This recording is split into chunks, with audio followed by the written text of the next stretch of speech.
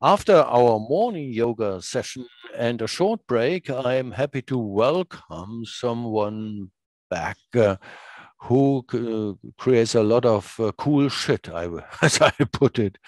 He has worked for 10 years for Spiegel. He won a reporter award, TV moderator, author of a podcast, author of best-selling books, and all of that stuff.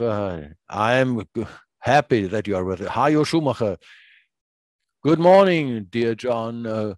Good morning, you pack of wolves. I hope you have fulfilled your duty.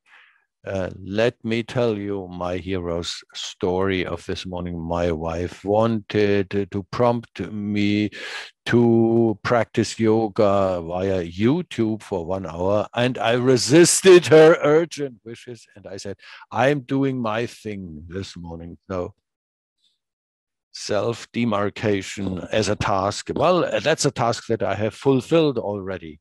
Dear Hajo, well, I started talking about all the great things. You are a media pro, but you have become dear to me as a dialogue partner. We are having here a huge men's talk, and this is an everlasting men's dialogue. There are certain themes that we address at each conference, and we are not alone in this. It's an organic process that continues endlessly.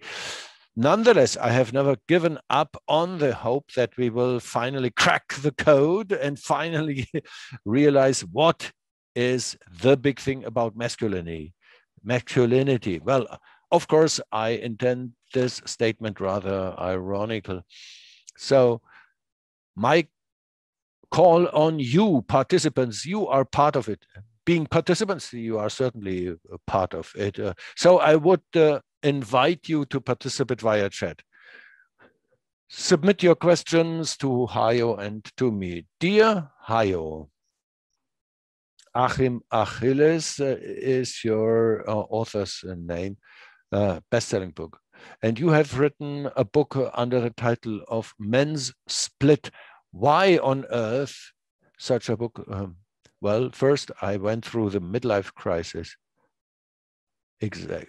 I do not know what the connection between adolescence and midlife crisis is, because my adolescence stretched well into my 30s, and in my mid-30s, I started my midlife crisis. So the men's split. Well, my books are always somehow biographical. I ask myself certain questions and then I give an answer to these. It's an exuberant luxury, a self-exploration for which you are even paid. It's great. But I must say, the editor's fees are no longer what they used to be. The preceding book was called Residual Operating Time. That was also due to the fact that some beloved ones had left me all of a sudden. How do I want to shape the second half of my life as a married man with 2 kids? It's difficult to take your decision on your own. You have to take care of other human beings around you. So insight into your own finiteness, you have let's say, a meter with, and then you ask, how old are you? So let's say you will die at the age of 85. So, and I have now turned 57. And so I clip away 57 centimeters, 28 years remaining, or 18, I'm not sure, not so many. So let's assume that you will be fit until your late years, but then you will be walking around with a Zimmer walking frame in the last 3 years. What remains of you? A new car. What do you want to achieve? Or holidays on the Seychelles? Or wasn't it that you wanted to do good to the planet? So then I was also in a relationship crisis. I found that my wife was an obstacle on my way. Strangely enough, she had the same feeling about me. Well, who was right? We were both wrong because we were not ready, or probably we were too cowardly, and we were not able to take decisions, workshops, tantra stuff, and things like that, the self-exploration, ayahuasca. Finally, we ended up saying we are doing something that we would always have denied. We have copied the role models of our parents. Both my wife and I, we come from classical post-war families, economic miracle, and the roles of men and women were clearly defined. And we ascertained we are not happy at all. My wife said, I want to take another university course. And a psychologist that was our friend gave us this advice. No, just imagine, no family, no financial problems, no partnership. What would you do? The classical question. Let's say, there are 3 months to live. What is the bucket list? What would you do if you were to live only 3 months? Nobody would be proud if they sit over their desk doing crazy things to define yourself through things that don't matter to you.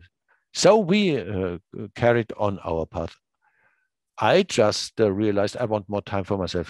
She realized she wanted to go to university. So we rearranged our lives. All of a sudden, my wife was the one going out. She went on her bike to Humboldt University, bachelor in psychology in 5.5 years. So we caught up with the gap, the classical division of roles. I went out there, I was sitting around in TV studios with celebrities, and she was sitting at home with an otitis and parents' evening and so on, sitting around. It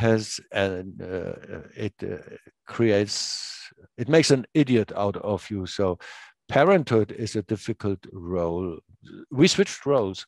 So I realized, well, all of a sudden I become closer to my sons. I know it from so many fathers. Well, we would love to connect more closely to our children.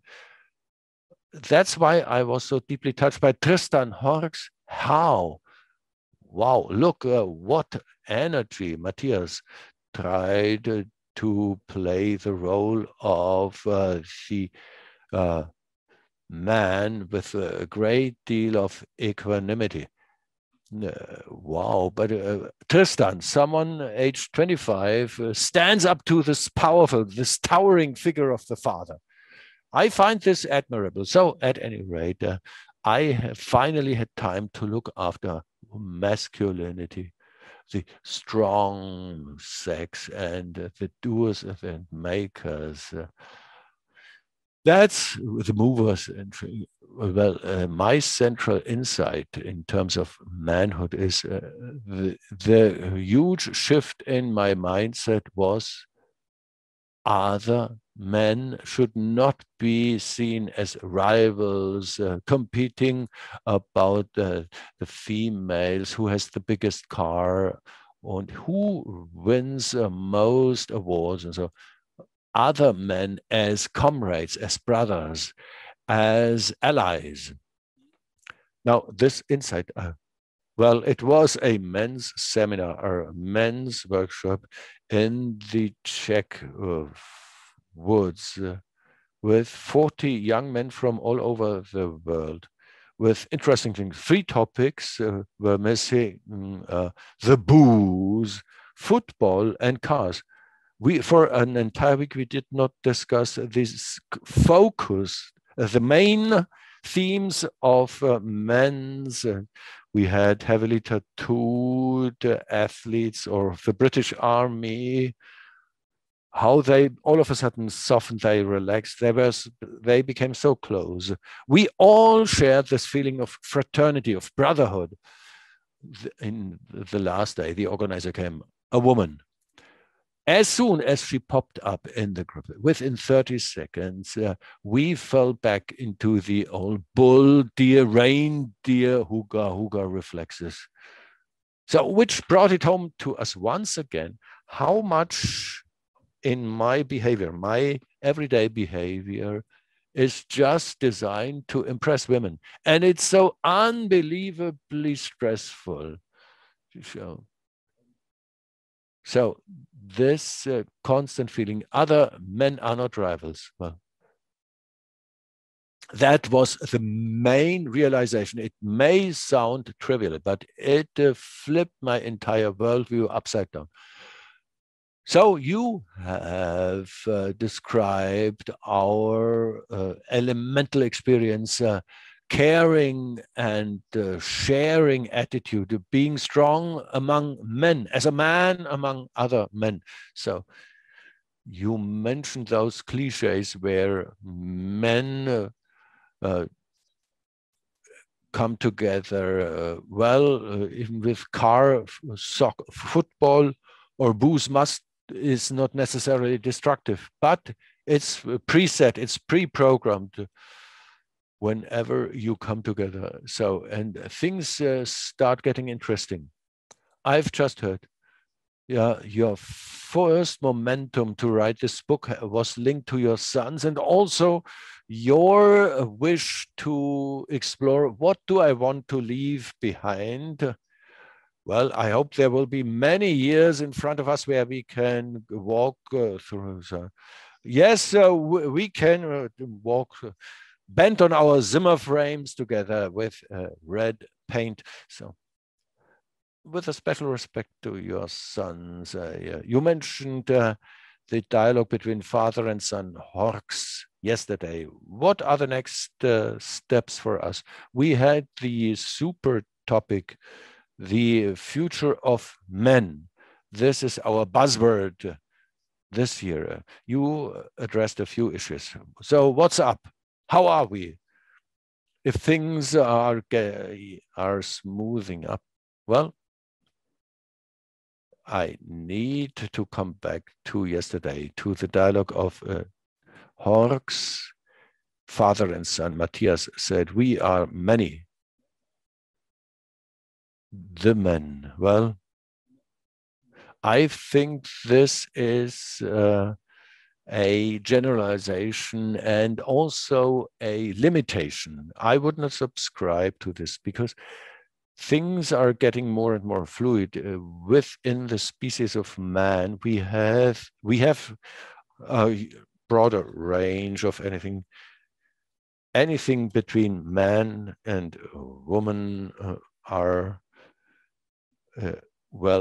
they are statistically speaking closer to each other than the whole range of variations that we find inside this huge group of men. So this polarity between man and women, well, I find this rather strange at times when the Federal Constitutional Court has lent constitutional dignity to a third gender.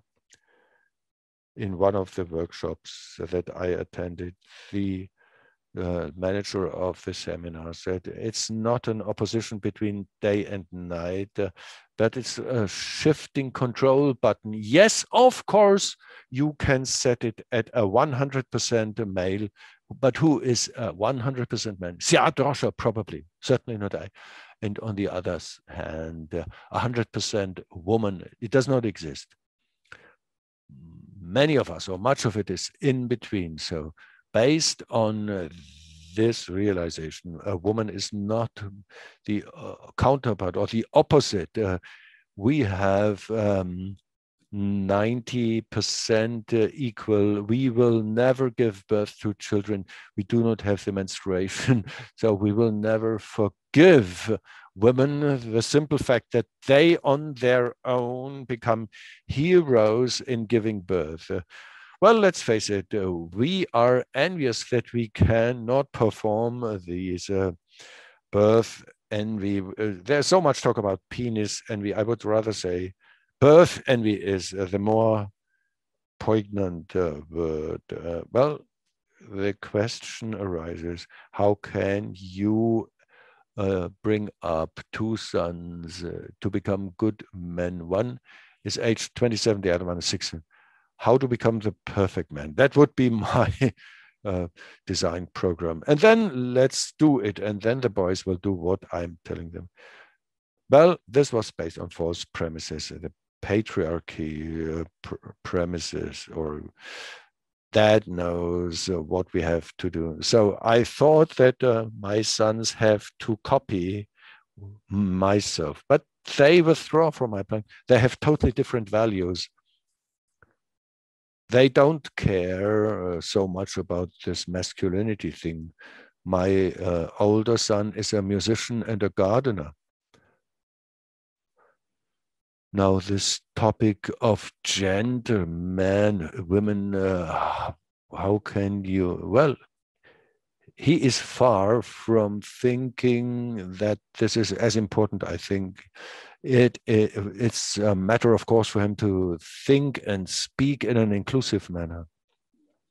I learned it the hard way, because this meant also questioning myself in my role as a family father, as a breadwinner. So the question, it's the wrong question to ask, how can I become a good man?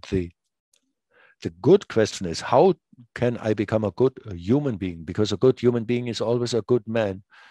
An evil human being can never be a good man. First things first. So the huge problems of humankind do not have a gender. Take climate change, polluted water, Trump, the dwindling of democracies. You name it. These are global problems that do not have any sex. It is idiotic to become involved and to become entangled in this war of the sexes.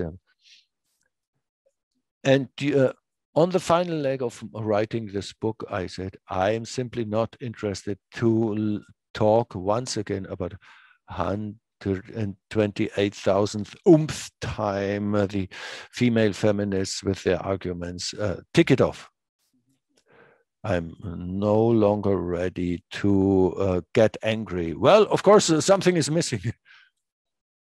Well, brain overload. Well, I could follow up on 35,000 things among all that stuff that you packed into this.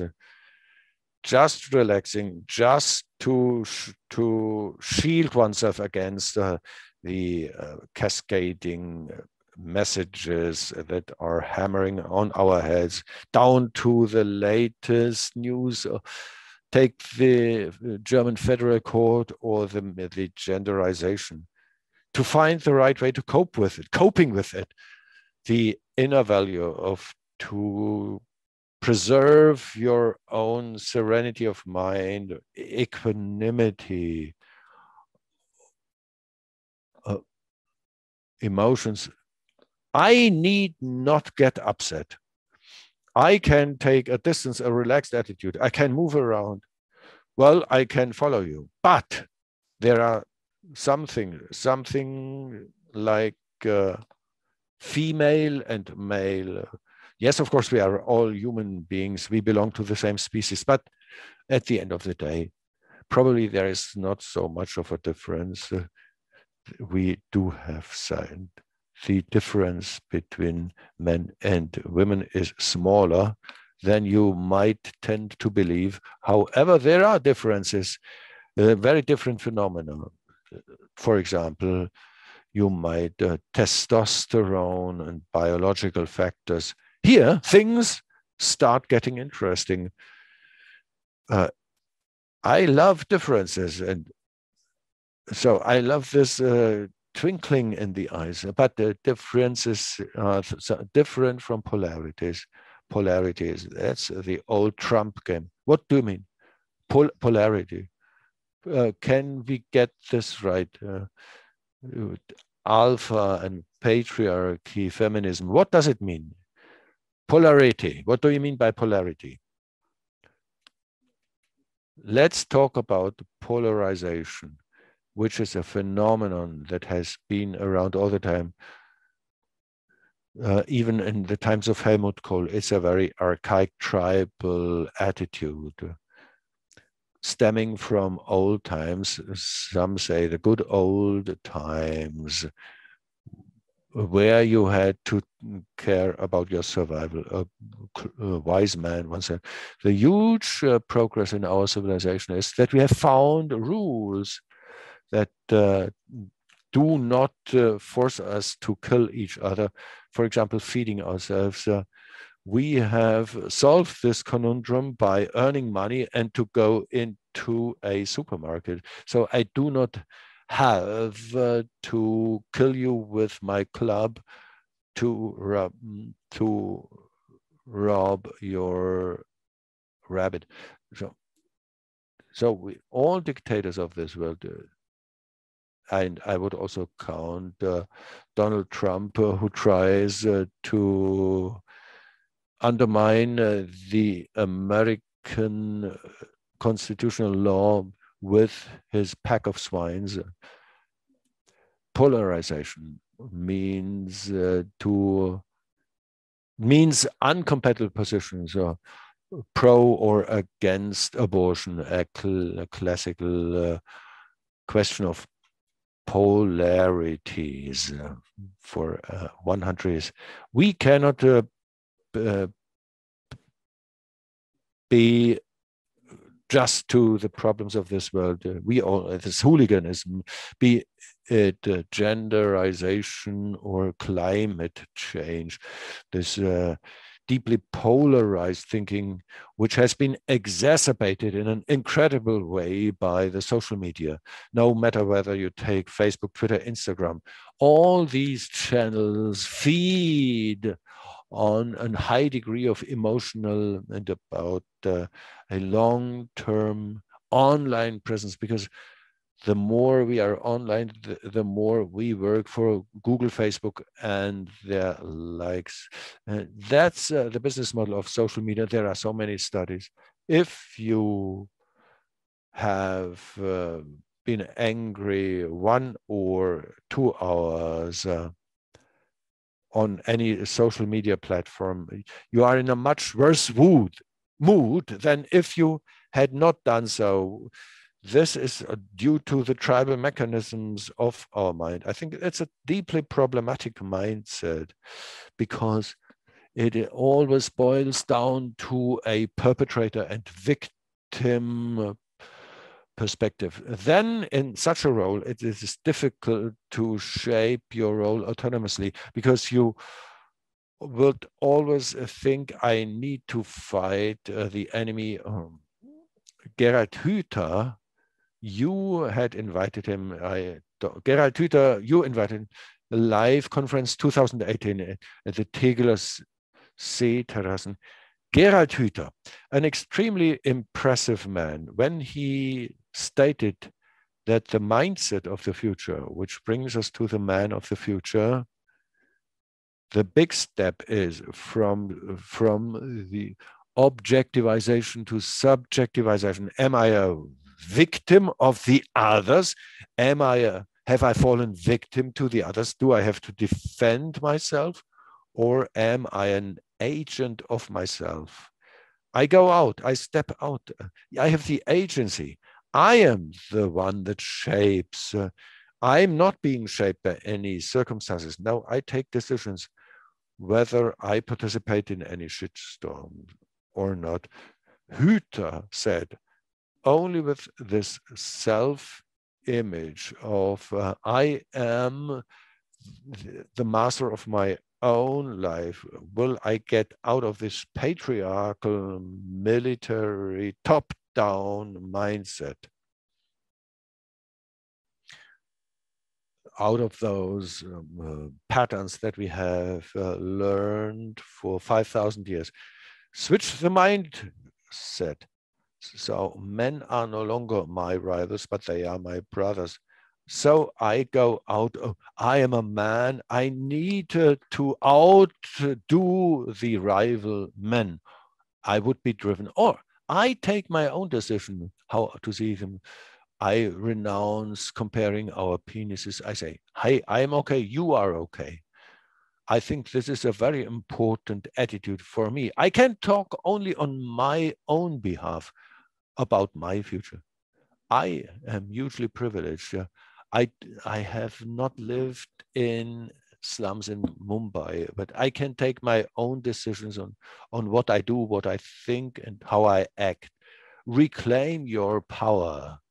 This is a very important point. I say, yes, that's me, and that's what I want, with all the implications that come along with it. But I'm never a victim, or I'm never driven by somebody else. Yes, I think that's super important, because this is also about strength and about power, being in control of yourself. Power, that's the word that men like to hear, but taking over the power, that's something that happens inside as well. When we hear about warriors,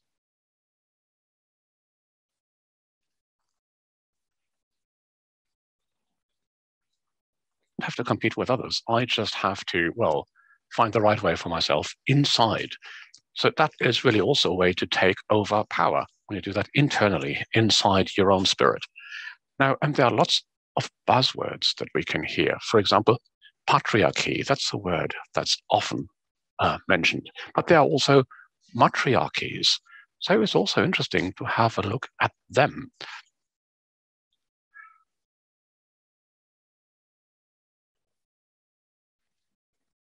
Talk about outdated tyrants and outdated concepts. Patriarchy, when you think about it, what it means when you translate it into German, literally, it means father and ruling, but it can also be a good father. If a father rules a family, he can be a good father. He can even be on egalitarian terms with the mother, who is at the same time the matriarch. So patriarchy and matriarchy in a family, this means there are two adults, the mother and the father, who organize the family life together, and they're on the same level. So somehow I don't like this word patriarchy so much, because it is, first of all, it is not clearly defined. It's often used in a very vague way, and also because it has a negative connotation, even though the problems lie elsewhere. For example, when men become tyrants, or another thing we already talked about, this competitive mindset that men have when they look at other men. So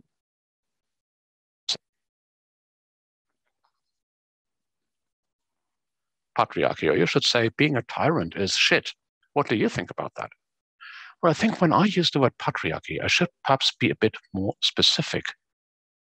To me, the Catholic Church is like the prototype of an unhealthy, toxic kind of patriarchy. And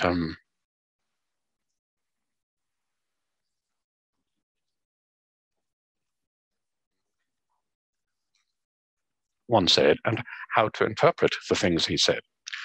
And then this story about Maria Magdalena, who actually wrote the sermon that Jesus eventually read out.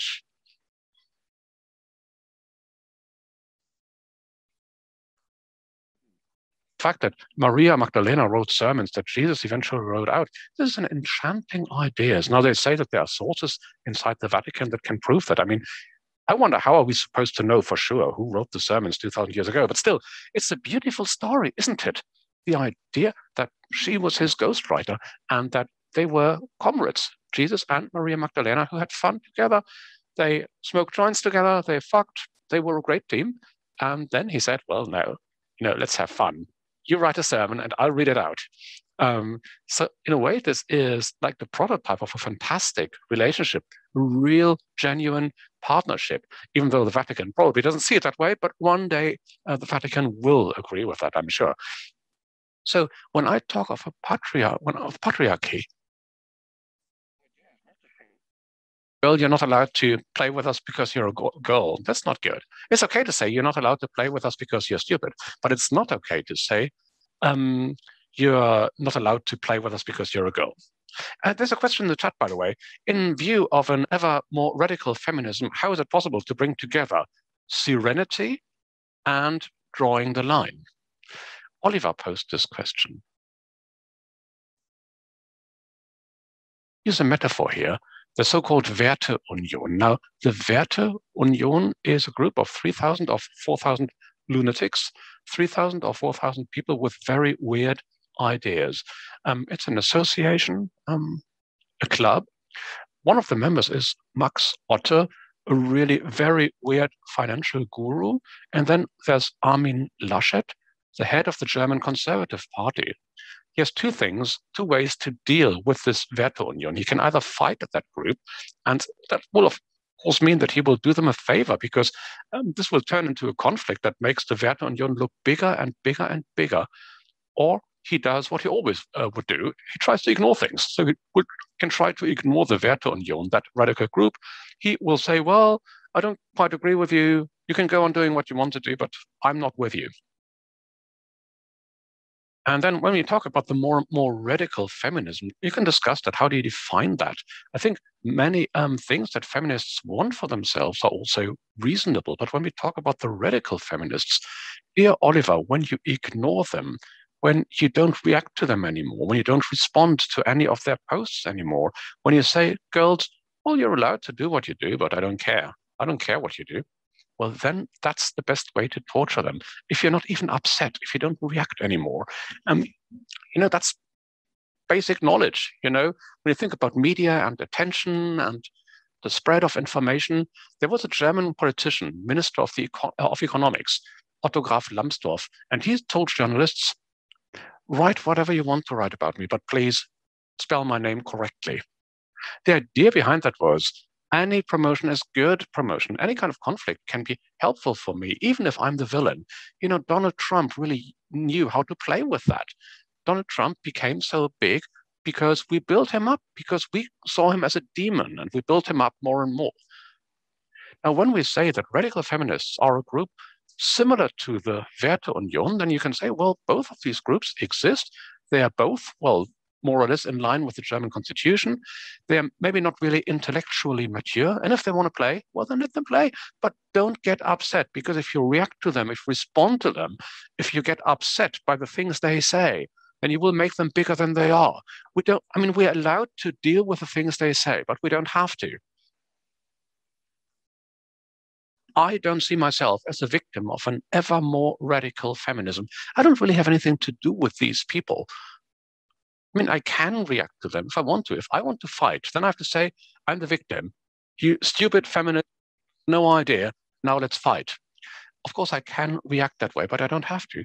Seriously, get your 2 or 3 best friends, get some beer, go to the woods, go canoeing, do whatever you want, but don't worry about the Werteunion or the radical feminists. Okay, that's, of course, a question of the internal attitude you have, and how much you're really in control of what's going on inside of you, in your spirit.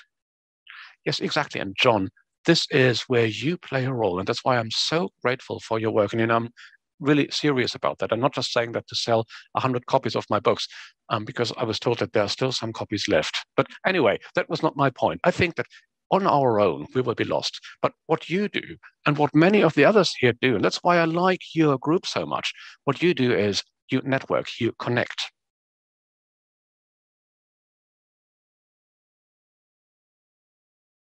You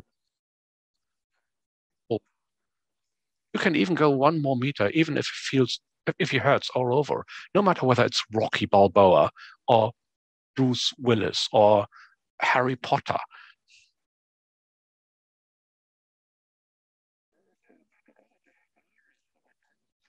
Ever since we were little, we have this stupid idea in our heads that we have to do it on our own.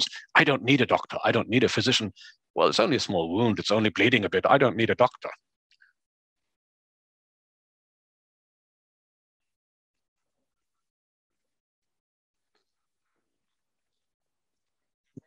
fortress around ourselves already when we are very little.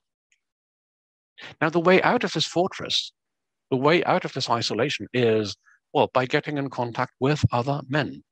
And sorry, it took me quite a while, but over the past 10 years, I've really learned to appreciate an open, loving, caring friendship between men. And this leads me to the second aspect. So many heterosexual men are afraid of gays. They're really afraid. They panic. They say, well, I'm not gay. I'm not gay. So here again, there is a bridge yet to be built between all different kinds and types of men that exist. Between heterosexual men and gay men. They are a bit different, but they are still my brothers. I really benefited very strongly from that. You know, during the process of writing my book, I learned more and more to accept other men, which means for my own life that I spend far more quality time with other men than I used to in the past. And interestingly enough, this seems to make me a more interesting partner as well, because my wife told me, ever since you hang out with pals, since you started doing weird things with your boys, and these things can really be weird. For example, last week, 4 friends, 5 grown-up men, we went to the German gardening show, you know. It was not really a men's event there. It was a federal German gardening show. So it was not a typical activity for men, but it was the right thing to do because all you need is a place to go, a destination, somewhere where you go. And then we, the 5 of us, grown-up men, we then actually conquered the playground there. One of us was on the swing, one of us was on this, well, horse, riding this little toy horse, and we were just having fun, just doing nonsense. It was really great, really great. And I really believe that this is a kind of energy. Well, we can tap more and more. You know, leave the Bulls meadow and get to the playgrounds, for example, have fun there. Well, you're describing something very beautiful there. Obviously, something was set free there. There is this quality of doing something amongst brothers, and this is obviously a very original, primal thing to do, something primordial to do. And then the question is, what are these brothers allowed to do together? And this has changed, you know, a lot has changed there. My big thesis has always been things are not so strictly defined anymore by the outside world.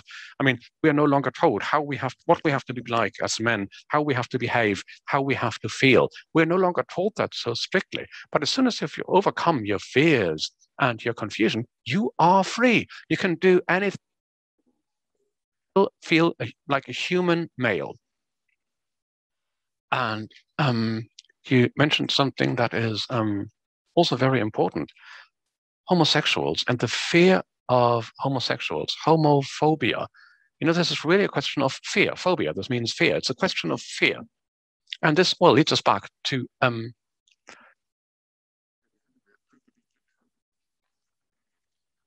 and then the female organizer came in, and then everybody tried to impress that woman. And you figured out how much, exactly, I figured out how much time and money I had spent in my life in order to impress women, in order to hang out in clubs and bars in the middle of the night, hoping to be able to pick up a woman. We spent enormous amounts of money. We mortgaged our grannies in order to have enough money to buy them drinks. Yes, but what stands behind all of these, well, attempts to pick up women, there's a fear related to your identity. Because you said to yourself, when I manage to pick up that woman, I am someone, I am somebody important. Of course, it's also nice to, well, be with a woman. But, you know, there was this imperative. You have to do this. You have to pick up that girl in order to be a real man. And of course, what homosexuals do is they put all of that into question. In a way, you'd say that, in a way, what you're saying as a heterosexual man is that every penis that's getting too close to you is a threat. Because the basic identity traditionally is, in order to be a real man, you have to do certain things, including picking up women. And There are some relationships that are really based on this idea. The man defines his own identity on the basis of his woman. He says, I was able to pick up that woman. I was able to conquer that woman. So that's a very interesting thing because it tells us a lot about our primal fears. And for example, also the fear to let another man get close to me. You know, this is not only about sexuality. There are also non-sexual fears related to that. And that's why heterosexual men are so often afraid of gays, but not only in a sexual sense, but also in the sense of getting too close to another male human being. Well, yes, when I did my research for my book, I asked myself this question: with how many gay men have I ever had an open and loving, caring, unbiased discussion about their homosexuality? How many gay men do I know whom I've asked about how they feel, how things have been for them, what it used to be like in the past to be gay, how they have sex, what their positions are?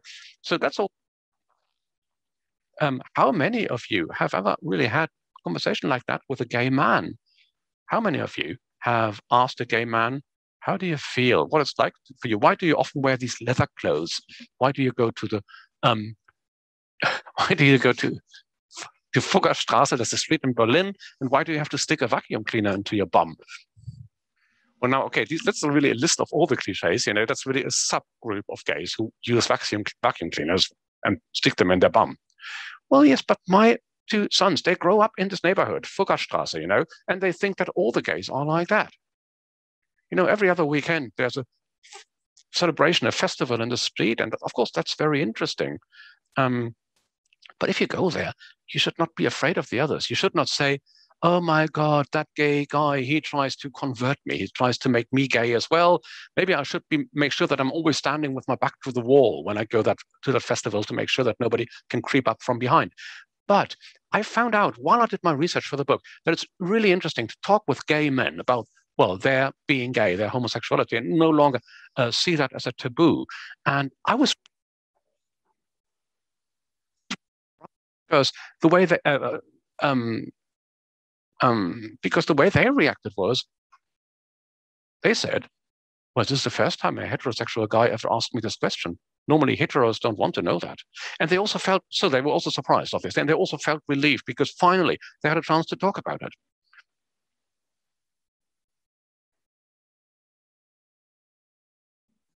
To talk with each other, not to fight each other, not to bring each other down because the other one is not the way a real man should be. You know, this is a real goal we should have. Well, yes, but I think all of this is related to a certain fear. I think the so-called homosexual group is a group that people are afraid of. And that's why we don't build the bridge that we should build, because we're afraid. I think fears often keep us from building these bridges. There would be other examples of, for that, of course, but homosexuality is one topic, obviously a topic that is very important for men. Men are afraid of homosexual men quite often. But again, this leads us back to the topic of, well, not being able to live the life you would like to lead because you're afraid, because it might get you into an identity crisis, or because you're afraid to hug other men. You know, this fear still persists, even though I would argue that in the next generation, in the generation after us, this problem will more or less disappear. When I listened to Tristan Hawkes yesterday, I also have this feeling, I had the impression that he does talk about homosexuality as well, but somehow he has a very relaxed and unproblematic, well, disinterest in the topic. He doesn't really care. No longer sees homosexuality as a threat. And I think that is a very good development. It's very positive that young men no longer feel threatened by other men for whatever reason, simply because they belong to a different group or because they have a different identity.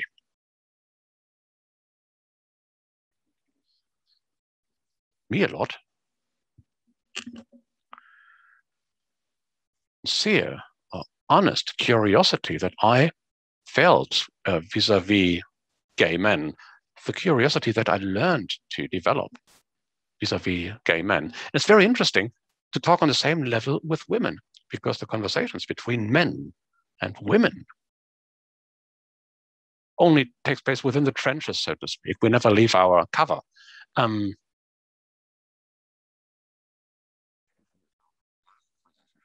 for us in our relationship, it was very helpful back then when we had our crisis. And we were very open about it. We asked each other, well, what are your goals for the rest of your life? Where do you want to go? Where is your purpose, even if that's a big word? Or what's your mission? Do we want to try to earn money for the rest of our lives just in order to buy a bigger yacht, a bigger boat than the Abramoviches have? Do we really want to just focus on these role models and try to consume and earn as much money as possible? Or do we want to have a serious discussion about the things we want, the things we need, the way we want our relationship to be? Now, my wife is a psychologist. She knows a lot about dynamics in a relationship. And she says it's incredible to see so many relationships between men and women where the two of them never talk about these fundamental things. They talk a lot about their daily lives, their next holidays, about the children, or a lot of things. You see, the worst thing that can happen in a way is you're invited to a dinner party. So you're sitting there at the table, and then there's an interesting couple coming in, and they have 3 glasses of wine.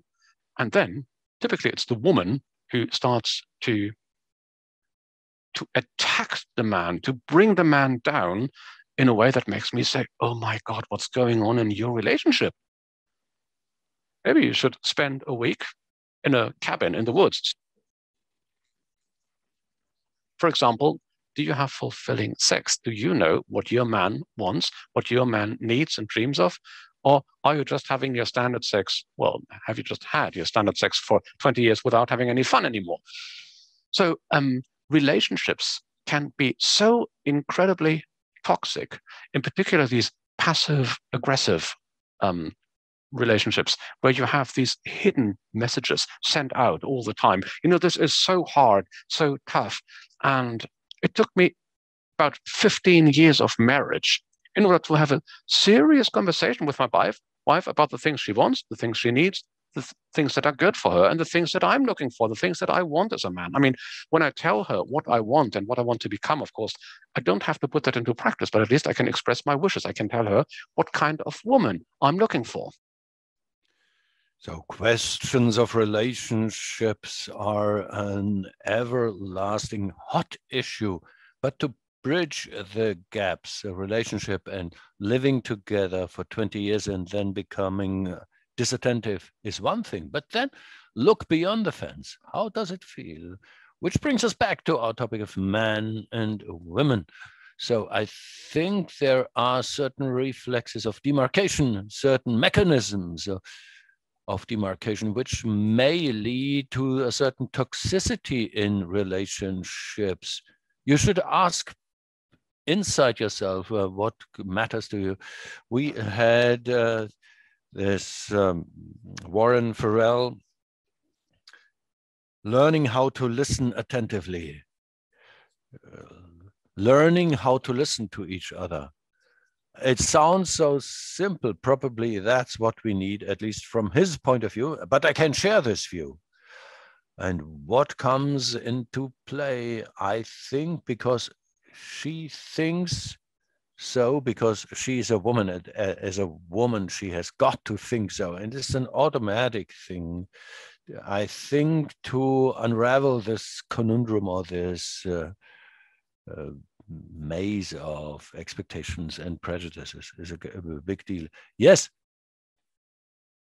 it's mind-blowing to see how important small experiences can be. Anecdotal. So in theology, talk about eye-opening experiences, the Damascus experience. We did the most outlandish things, but a very trivial exercise.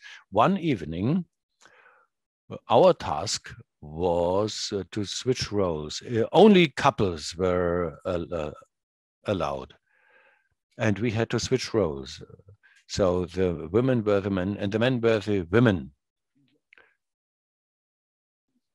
And of course, it was a play, everything funny, and also, so you enter a pub, a woman, and 6, 7 chicks are hanging around. They are dressed up as blokes, and they measure you from head to toe. Your fuckability is being tested. And then you think, oh, that's how it feels. once you enter a pub as a single woman. Another eye-opener was for me, in a rather classical setting, in the missionary position, we try to simulate sex in the reverse role, to this feeling of resting on one's back and doing nothing was quite surprisingly such and such. My wife said, oh shit, it's so stressful. After 90 seconds, I cannot do. How can you manage to achieve this for such a long period of time? This has been another eye-opener. Petty things, but how often had I tried to look at the world with female eyes, and how often has she tried, vice versa, to look at the world with a man's eye? Well, we think, normally we think the grass beyond the fence is greener, and so we are the losers. No, which brings us to a topic which is too much taboo. Anything to do, anything linked to sexuality is an unbelievable, powerful driver to test oneself out, to open up this. Well, at the end of the day, such a garter belt feels very cool. That's also why I'm so grateful to this great city of Berlin for this very caring and very tolerant, sex positive movement. You can check the territory. No one minds if you hop around in the Kit Kat, the pub, and if you're begging for some strokes on your buttocks. So I think we need a lot of that, a lot more of that. This manic porn using is a starting point, but becoming active oneself is, I believe, a very exciting option. Freedom is a huge overarching value. I think all men want freedom for all. And throughout this conference, this word was dropped.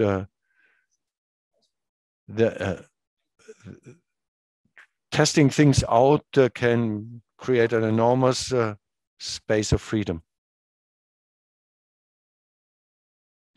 So no matter how often we look at the Spartans in Hollywood blockbusters, and many love this, and many aspire to this. Those were the times when they had a totally different attitude to homosexuality. There were times also that are not so far back, in some centuries ago, the royalties and Louis XIV, men, among other things, enjoyed a high status if they wore high heels, or if they had wigs that were equipped with long hair. The royals have also spread so much romanticism about masculinity, but the kings in those times were dressed up with high heels and also with lots of makeup, walking in the a gender bender walked across the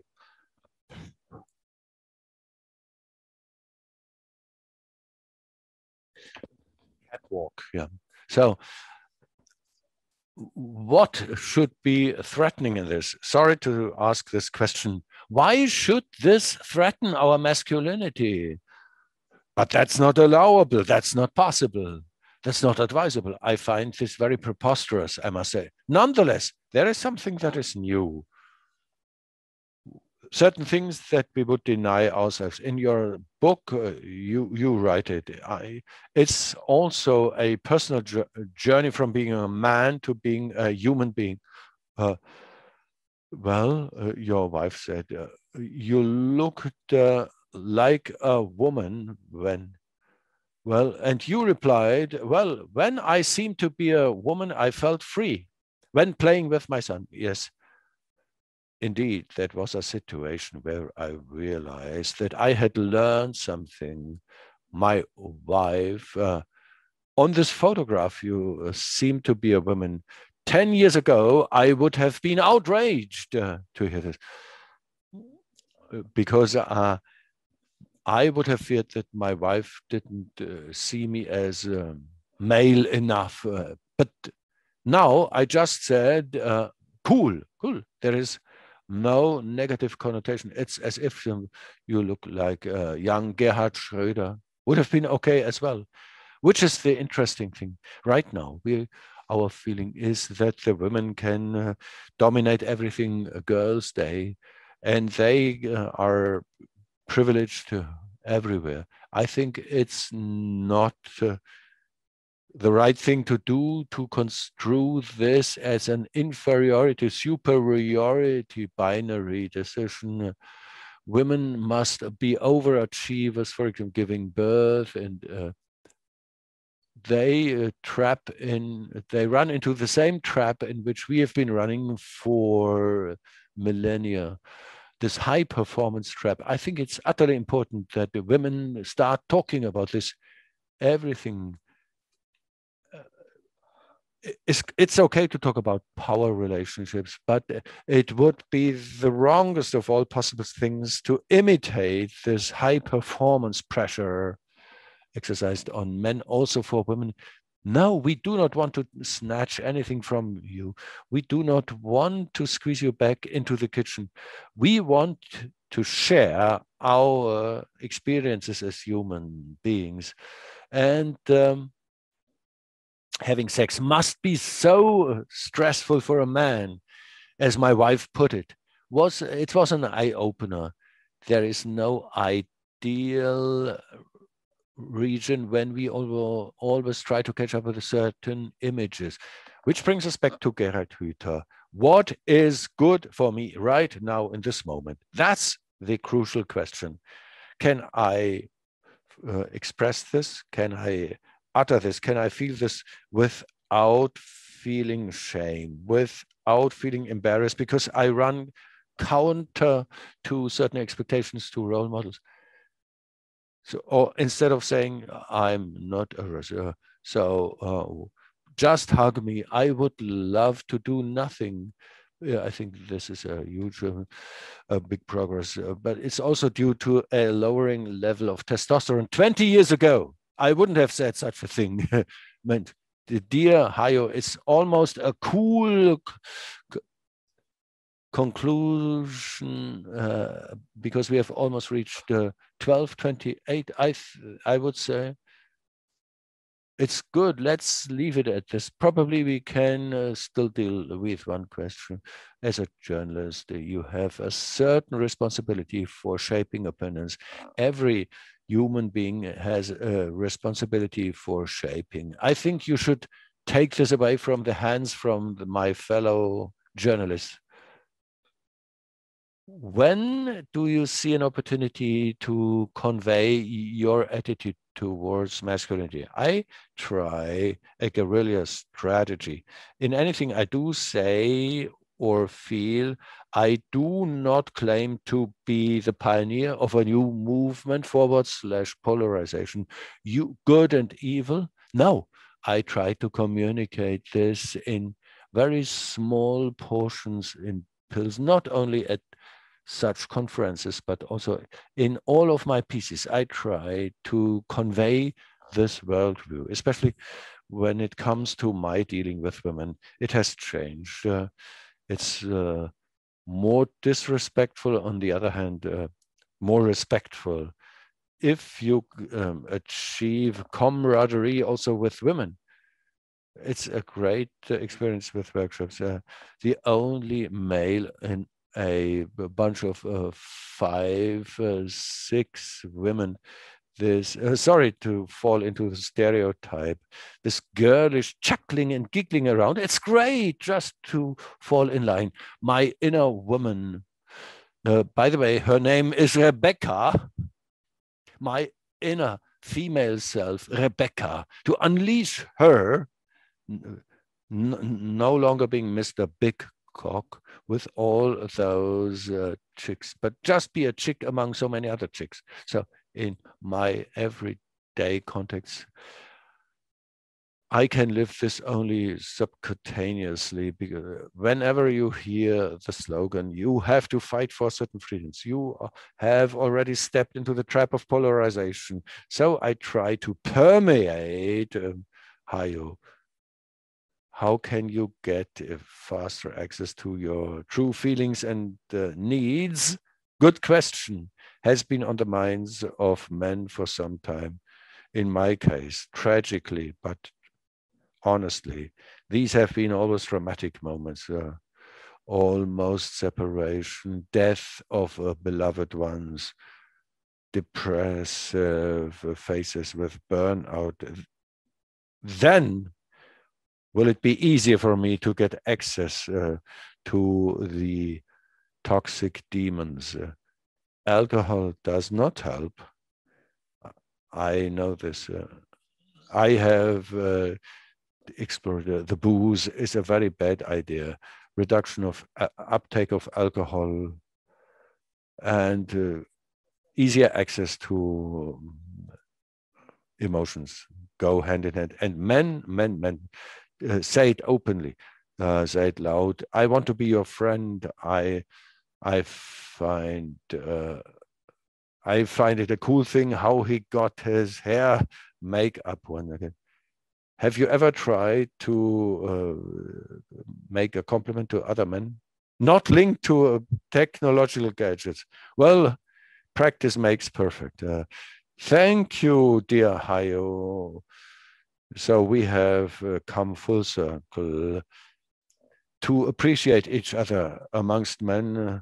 Horst, I found this so great what you asked, father and son, Horst, and the supportive attitude, this caring attitude towards each other achieves so much. It's a good starting point for all those things.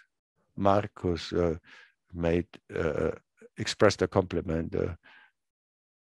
Marcus, I feel the beauty of your soul. Stay as you are. We will be meeting. Well, I can also return this compliment to you. I'm looking forward the next time, looking forward both here and on our walks. Once again, my deepest respect for this conference to all those. I said, I'm going to interview the Horks comrades at the MANN SEIN conference. Then no, you are driving me up the walls. So there's a long way to go still. You, John, in the first, we are pioneers. We are true pioneers. Let's get out of aggression, out of the confrontational style. It only serves the wrong side. Thank you very much, dear Hajo. So I'm now dressing up as a rabbit. Okay. Enjoy the Sunday. You may stay with us. We will stay together until 8 o'clock. But I need to help my wife's best friend. I have nothing to say. Bye. See you.